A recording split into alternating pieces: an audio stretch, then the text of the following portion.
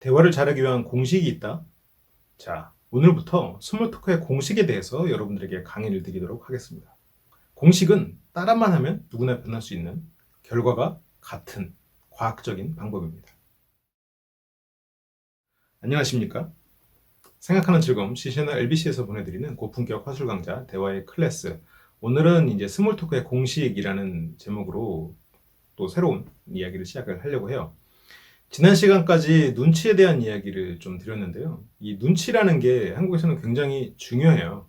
스몰 토크를 잘하기 위해서 혹은 뭐 대화를 잘하기 위해서 기본적으로 눈치 파악이 안 되면 아무리 말을 잘해도 소용이 없습니다. 그냥 수다쟁이가 되는 상황들이 많이 찾아오죠. 그러면 여러분들이 이제 눈치가 잘 길러지고 있다라는 것을 기준하에, 가정하에, 그러고 당연히 그러고 있을 거고요. 오늘은 스몰토크의 공식에 대해서 좀 말씀을 드릴 텐데요. 제가 여러분들에게 정의한 스몰토크 공식은 총 7가지로 되어 있습니다. 그래서 첫 번째 오늘 드릴 말씀은 정보를 어떻게 얻는가에 대한 얘기를 드리려고 하고 있어요. 굉장히 쉽고 단순한 이야기 같지만 막상 해보시면 굉장히 어렵습니다. 그래서 첫 번째는 정보를 얻는 거고요. 그 다음에 정보를 그러면 어떻게 기억해야 되는가, 상대가 정보를 줬을 때. 그 다음에는 그 정보 중에서 어떠한 우선순위를 가지고 선택을 해야 되는가, 그런 이야기를 쭉 담고 있고요. 그 다음에 주제를 어떻게 합의하나, 어떻게 리액션을 하나, 그리고 어떻게 경제적으로 더 세련되게 말하는가, 이런 것들을 이제 포함한 공식입니다. 그러면 지금 이제 한번 시작을 해볼게요. 정보 얻기부터 시작을 해볼 텐데, 이 정보 얻기는 지금 여러분들이 한번 시도를 해보세요. 제가 몇 시간 전에 대화의 소재에 대한 강의를 드리면서 뭐 날씨 얘기, 뭐 절기 얘기 이런 얘기들을 했잖아요. 그런 소재를 이용할 수 있다. 그런 날씨나 절기 같은 경우에는 공통 소재였어요. 그 사람하고 내가 바로 공유할 수 있는 공통 소재.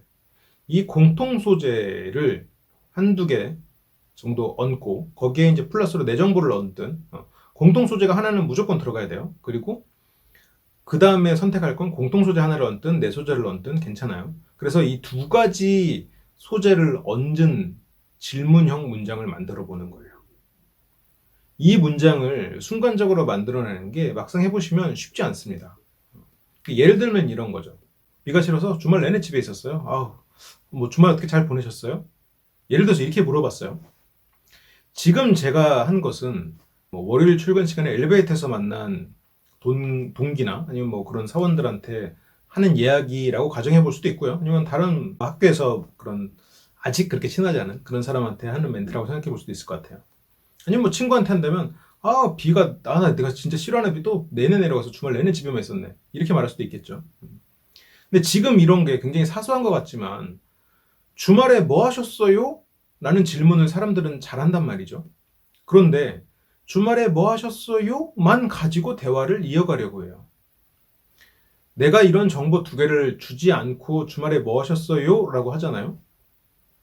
그러면 좀 서먹한 사람들, 그리고 내향적이거나 아니면 나에 대해서 그닥 호감이 아직 없는 그런 사람들은 주말에 뭐 하셨어요? 라고 물어봤음에도 불구하고 네. 이렇게 대답해버려요. 아니, 이게 말도 안 되는 문장의 연결임에도 불구하고 그렇게 해버립니다. 그렇게 해버리는 사람도 있어요. 아니면 주말에 뭐 하셨어요? 전 뭐, 네, 그냥 집에, 아니면, 네, 이러거나. 상대가 이렇게 말을 하는 이유가 크게 보면 두 가지인데, 하나는 이 사람이 생각할 시간을 안 줬다라는 거예요. 또 하나는 이 사람 입장에서 받은 게 없다라는 얘기예요. 내가 받은 게 있는데 뭐하러 내 걸 주나? 이런 생각들. 대화에 있어서 소극적인 사람들은 상대가 나한테 무언가를 주지 않으면 딱히 주지 않고 싶어 해요. 이 사람이 나한테 무슨 얘기를 안 하면 나도 그냥 그닥 얘기하고 싶어 하지 않아요. 근데 이거는 기본적으로 모든 사람들 무의식에 있는 내용입니다.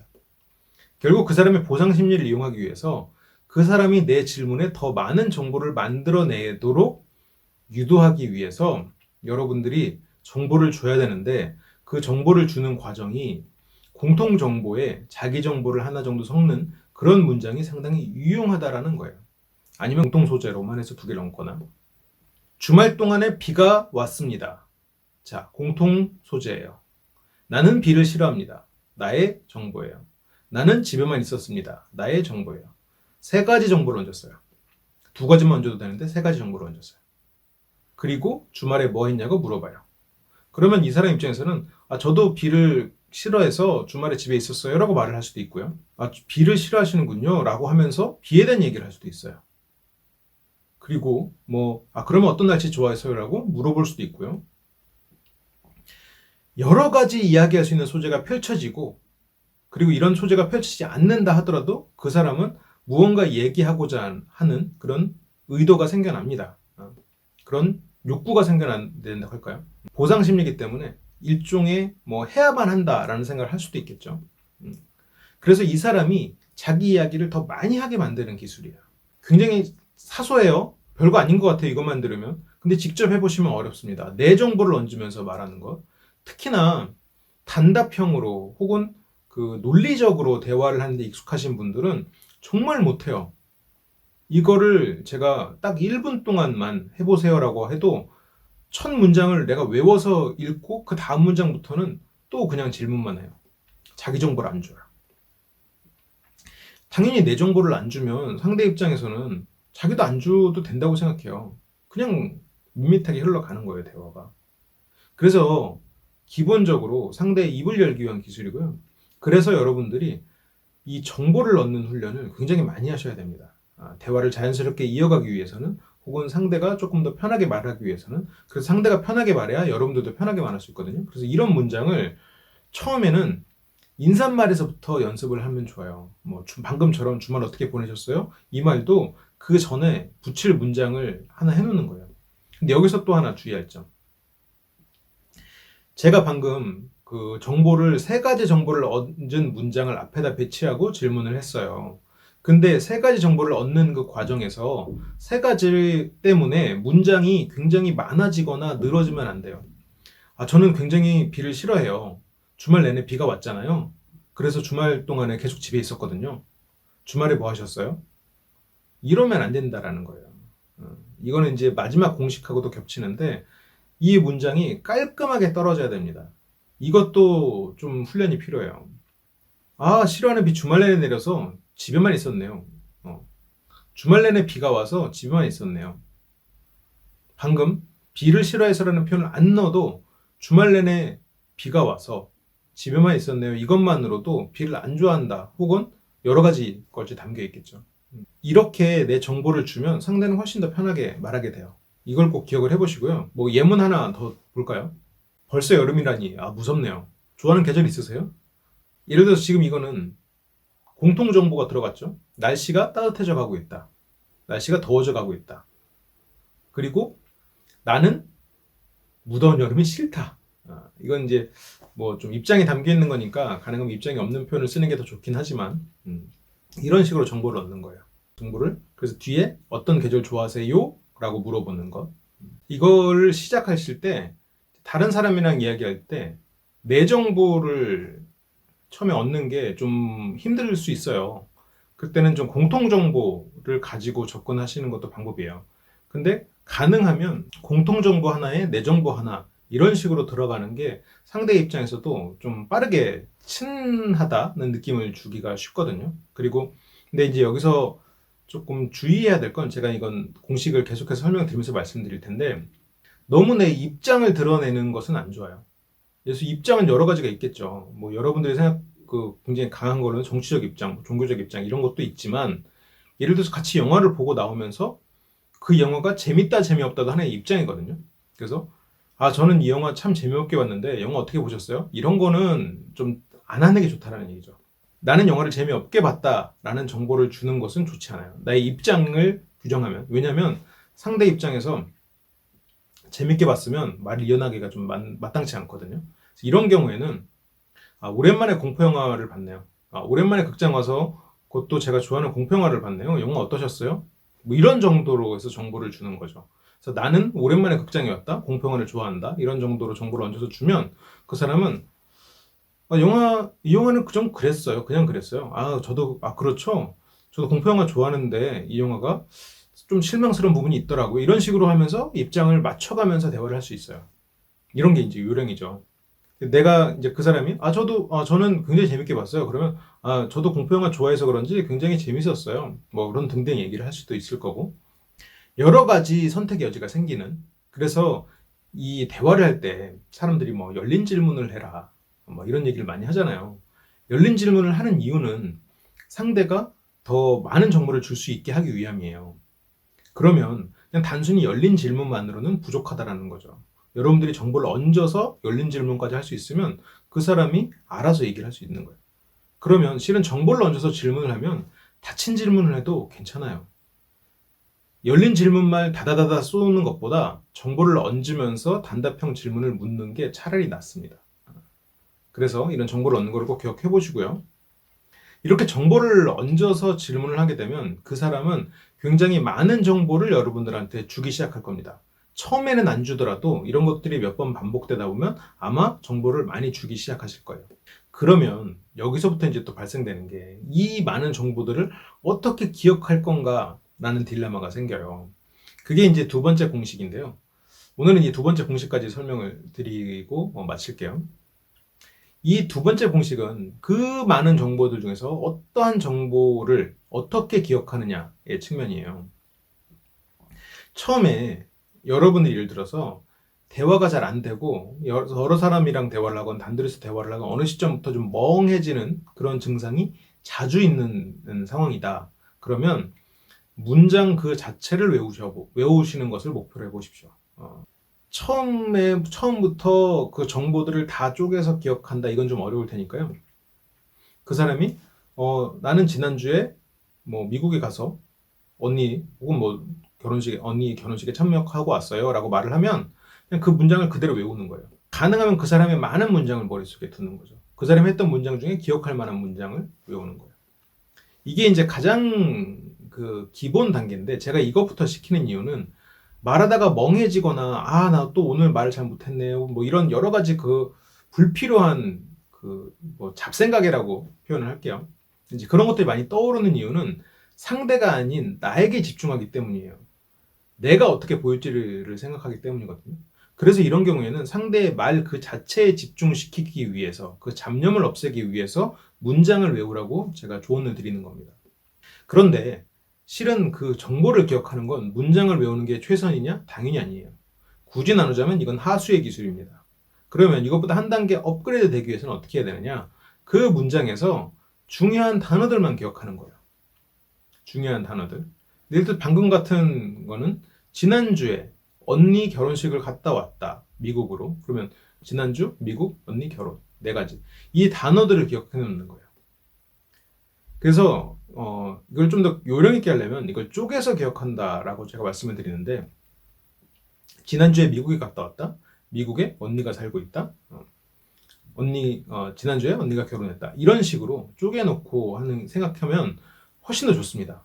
왜냐면 그렇게 하면 너무 반복되는 요소들이 있지 않나요? 라고 생각하실 수 있는데 실제로 기억을 해보시다 보면 이렇게 쪼개서 기억하는 게 훨씬 더 많이 남아요. 단어, 키워드 위주로. 그리고 이렇게 쪼개놔야 나중에 다른 거랑 섞어 쓰기가 좋아요. 예를 들어서 뭐 지난주에 미국 갔다 왔다는 얘기가 있고 또 한참 후에 막 얘기하다가 이 사람이 뭐 다음 달에 일본에 간다는 얘기가 있으면 그 두 가지 그래요. 지난번에 미국도 가시더니 이번에는 일본도 가시네. 혹은 뭐 지난주에 미국이 아니라 영국이었으면 이번 달은 계속해서 섬나라를 다니시는 거네요. 다니시는 상황이네요. 뭐 이런 식으로 얘기할 수도 있겠죠. 그 두 가지를 엮어서 공통점을 찾아낸 다음에 이런 식으로 그 같이 쓰기가 유용해지거든요. 그래서 단어별로 쪼개서 기억하는 것 이게 상당히 유용한 기술입니다. 그러면 이 단어별로 기억하면 끝이냐? 실은 한 단계 더 높은 수준이 있어요. 내가 단어 기억에 익숙하고 그리고 대화에서 어느 정도 좀 자신감이 붙었으면 그 다음부터는 그룹을 지어서 기억을 하는 거예요. 그런데 이 단어로 기억하는 것과 그룹을 지어서 기억하는 것, 이 두 가지 다 생각해야 되는 게 뭐가 있냐면 여러분들이 생각했을 때 당연한 것들은 기억할 필요가 없습니다. 예를 들어서 이 사람의 성별 보는 것만으로 알잖아요. 그런 걸 우리는 굳이 기억하려고 하지 않습니다. 이거는 기본적으로 우리가 뇌가 어떻게 활동하느냐와도 비슷한 이야기인데요. 뇌는 계속해서 새로운 것들을 기억하고 그래서 무언가 우리가 어떤 장면을 봤을 때 그 장면을 다 기억하지 않고요. 그 장면에서 우리가 원래 알고 있던 내용들을 굳이 새롭게 기억하지 않습니다. 그거는 기존의 거랑 대조해 봐서 새로운 포인트들만 기억을 하게 돼 있거든요. 그래서 여러분들이 단어를 기억할 때도 당연히 그런 것들은 굳이 기억하지 마세요. 예를 들어서 그 사람, 뭐 임철웅이라는 이름의 사람, 뭐 이런 기억법은 좋다고 볼 수는 없지만 임철웅이라는 이름의 사람은 예를 들어서 과거에 남자가 있었어요. 그러면 임철웅이라는 이름의 사람이 나는 남자애라고 말을 했다고 해서 이 사람이 남자다라는 것을 기억을 굳이 하려고 애쓸 필요 없습니다. 그건 당연한 거거든요. 그런데 오히려 반대로 이 사람이 남자가 아니에요. 그러면 기억해야죠. 내가 기억과 다른 어떤 포인트. 새로운 것들을 위주로 기억할 수도 있게 돼요. 단어를 위주로 기억을 하게 되면. 그리고 여기서 이제 또 더 나아가서 한 단계 더 올리는 건 뭐냐면 이것들을 그룹을 짓는 겁니다. 그래서 여행이라는 그룹과 가족이라는 그룹을 지어서 여행은 지난주 미국, 다음 주 일본 뭐 이런 것들이 하나의 그룹이 형성될 거고요. 가족은 뭐 언니 그리고 언니 결혼 이런 것들이 하나의 그룹이 형성될 거예요. 뭐 언니 결혼 그리고 뭐 미국 언니 이렇게 할 수도 있겠죠. 그래서 이건 좀 중복되더라도 이렇게 그룹을 머릿속으로 지어두면 나중에 여러분들이 뭔가 정보를 꺼내서 다른 거랑 연결할 때 상당히 유용해요. 그리고 이 훈련을 많이 하면 상당히 논리적이 됩니다. 논리력이 돼요. 기억력이 더 도움이 많이 되고요. 처음에는 문장 단위로 막 기억을 하려고 애를 써요. 이거는 실제로 그 여러분들에게 어떤 기억에 대한 자신감과 대화에 집중하는 것에 좀 필요한 훈련이고요. 그 다음부터 대화에 좀 집중하게 되고 어느 정도 자신감이 붙으면 단어 위주로 불필요한 단어를 제거하면서 단어로 쪼개서 기억해서 쓰는 것을 연습을 하고 그 다음으로는 그룹을 지어서 기억을 하면 이게 더 많이 기억해야 되는 것 같아도 훨씬 더 효율적으로 기억하게 됩니다. 말 그대로 그 어느 하나의 기억에 주소를 부여하는 거나 마찬가지예요. 여러분들이 예를 들어서 사는 곳을 좌표로 찍으면 그 좌표가 뭐 위도 맷, 뭐 경도 맷해서 그러면 모든 지구의 모든 곳이 다 다르죠. 점 하나하나가 다 다른 곳을 부여하죠. 하나하나가 다. 이렇게 되면 기억하기가 너무 어려워요. 그래서 주소라는 건 서울이라는 그룹을 짓고요. 그 안에 강남구라는 그룹을 또 짓고요. 강남구 안에 또 그룹. 원래 이렇게 그룹핑을 지은 거거든요. 훨씬 더 빠르게 찾을 수 있기 때문이에요. 훨씬 더 정돈할 수 있다는 거죠. 여러분들의 기억도 똑같은 원리로 기억을 하시면 훨씬 더 큰 도움이 됩니다. 그러면 이제 그 다음 문제로 이 모든 걸 어떻게 기억하느냐 이게 발생을 합니다. 당연히 모든 걸 다 기억을 못하고요. 모든 정보를 다 쓰지도 못해요. 여러분들이 정보를 얹어가면서 대화를 하는 것만으로 상대는 굉장히 많은 정보를 여러분들한테 줄 겁니다. 그래서 기억해야 되는 정보가 되게 많아질 거예요. 그러면 여기서부터 이제 발생하는 포인트가 무슨 정보를 쓸 거냐, 어떤 정보를 쓰고 어떤 정보를 폐기할 거냐, 어떤 정보를 중요하게 여길 거냐는 문제가 발생을 해요. 여기서부터가 이 스몰 토크 공식에 있어서 가장 중요한 포인트인데 이거는 제가 다음 시간에 말씀을 드리겠습니다. 왜냐하면 이 우선순위를 정하는 것과 이 우선순위를 정해서 또 융합시키는 게 또 연결이 돼야 되거든요. 그래서 이것까지 하기에는 오늘 좀 길어지니까 오늘은 이 정보 기억하기까지만 말씀을 좀 드릴게요. 이 정보를 기억하는 방법은 여러분들이 무언가 공부를 할 때도 상당히 도움되는 방법이에요. 기존에 있던 지식과 새로운 지식들을 그냥 계속해서 문장을 다 외운다? 이건 정말 하수의 기술이죠. 다 딸딸딸 외운다? 자기 게 안 돼요. 자기 걸로 만들려면 거기서 키워드들을 기억한다. 더 자기 걸로 만들려면 이 책에서도 예를 들어서 심리와 화술 내용이 있다. 그리고 경영적인 측면이 있다. 그러면 이 책에 있던 것들을 다 쪼개져서 내 머릿속에 있는 어떠한 그룹에 넣는 거예요. 내 머릿속 안에 경영이라는 책장에 이 책의 33페이지 내용은 넣고 저 책에서 무슨 내용을 넣고 그래서 내 안의 책장에 이 책의 무언가들을 쪼개서 다 차곡차곡 쌓는 게 이게 지식을 만들어내는 방법입니다. 그래서 그 머리가 좋은 사람, 머리가 나쁜 사람 이걸 구분할 때 그 사람 머릿속에 있는 지식의 양으로 보는 게 아니라요. 그 사람이 가진 책장의 양으로 본다고 합니다. 책장에 하나도 없이 전부 다 책으로 꽂혀 있으면 그 지식은 실은 쓰기가 힘들어요. 제대로 그 사람이 쓰려면 그 책장이 여러 가지가 돼야 돼요. 책장을 잘 정돈해 놔야 됩니다. 그리고 뎁스가 몇 단계로 더 구분되면 좋겠죠. 예를 들어서 뭐 뎁스라는 표현은 좀 익숙하지 않을 수도 있으니까 예를 들어서 한 나라별로 나누고 그 안에 구별로 나눈다. 이 두 가지만 쓴단 말이죠. 그러면 정보가 세밀하지 못해요.